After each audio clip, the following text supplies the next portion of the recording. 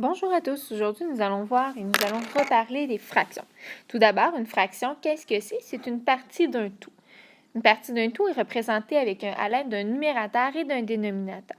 Le numérateur détermine combien de parts on doit prendre sur notre partie disponible. Le dénominateur indique en combien de parts notre unité a été coupée. Si je prends l'exemple classique de la pizza, ici présente, notre pizza aurait été découpée en 4 portions. Afin d'en avoir le 3/4, je dois prendre 3 parties, donc 3 pointes, sur mes parts disponibles, donc sur mes 4 pointes disponibles. Allons maintenant voir comment faire pour additionner ou soustraire une fraction. Donc, pour additionner ou soustraire une fraction, il est important de se souvenir que notre dénominateur, donc notre chiffre qui est inscrit en bas, se doit être le même partout. C'est donc dire que je ne peux pas additionner une demi plus un quart. Je dois transformer mon dénominateur afin d'avoir le même dénominateur des deux côtés. Ainsi, une demi je peux le transformer en 2 quarts. Comment faire pour y arriver? C'est ce que nous allons voir. Afin de pouvoir additionner ou soustraire des fractions, je dois avoir le même dénominateur. Pour trouver mon dénominateur, je me pose la question, quel est notre plus petit commun multiple à nos deux dénominateurs? Le cas présent ici, j'ai 1 quart plus 2 cinquièmes. Je vais donc chercher les dénominateurs communs à 4 et 5. Je débute avec les multiples de 4, donc 4, 8, 12, 16, 20, 24 et ainsi de suite. Je débute ensuite avec mes cinquièmes, donc 5, 10, 15, 20, 25 et 30. Je peux donc voir que le 20 est le multiple qui est commun à 1 quart et 2 cinquièmes, donc qui est le commun multiple de 4 et 5. Je devrais donc transformer mes dénominateurs en vingtièmes.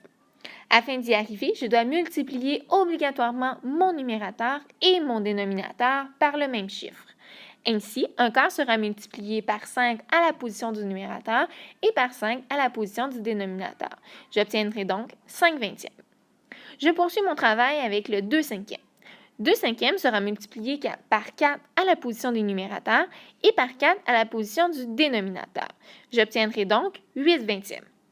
Il ne me reste ensuite qu'à additionner mes deux fractions. J'additionne 5 vingtièmes plus 8 vingtièmes pour un total de 13 vingtièmes. Il est essentiel de se souvenir que lorsque j'additionne ou je soustrais des fractions, mes dénominateurs ne sont jamais changés. Ainsi, j'ai 5 portions sur 20 plus 8 portions sur 20 pour un total de 13 portions sur 20. Je peux donc le voir ici avec mes portions en bleu, donc 5 vingtièmes est représenté en bleu et 8 vingtièmes est représenté en mauve, pour un total de 13 portions sur 20. Allons maintenant voir comment faire pour soustraire deux fractions. Je me pose la question comment soustraire 1 tiers moins 1 quart. Afin d'y arriver, je dois encore me poser la question quels sont mes plus petits communs multiples à mes deux dénominateurs qui sont 3 et 4. Je débute avec les multiples de 3, donc 3, 6, 9, 12 et 15. Je poursuis avec mes multiples de 4, donc 4, 8, 12 et 16. Je vois rapidement que 12 est le commun multiple à 3 et 4. Ainsi, je devrais multiplier 1 tiers par 4 pour arriver à 4 douzièmes et je multiplierai 1 quart par 3 afin d'avoir 3 douzièmes. Il est important de se souvenir que lorsque je multiplie ma fraction afin d'obtenir une fraction équivalente, je dois toujours multiplier au numérateur et au dénominateur afin que ma fraction soit équivalente. C'est donc dire que 1 tiers est équivalent à 4 douzièmes et que 1 quart est équivalent à 3 douzièmes. Il ne me reste ensuite qu'à soustraire mes deux fractions. Lorsque je soustrais ou j'additionne les fractions, uniquement le numérateur est changé. Mon dénominateur ne bouge jamais. C'est donc dire que je fais 4 moins 3 pour un total de 1 et mes douzièmes ne bougent pas pour un total de 1 douzième. Je peux facilement voir que 4 douzièmes moins 3 douzièmes, il me reste uniquement 1 douzième, la portion qui est en vert. Voici comment je peux additionner et soustraire des fractions. J'espère que cette capsule t'aura aidé et que tu seras un peu plus habilité à additionner et soustraire des fractions.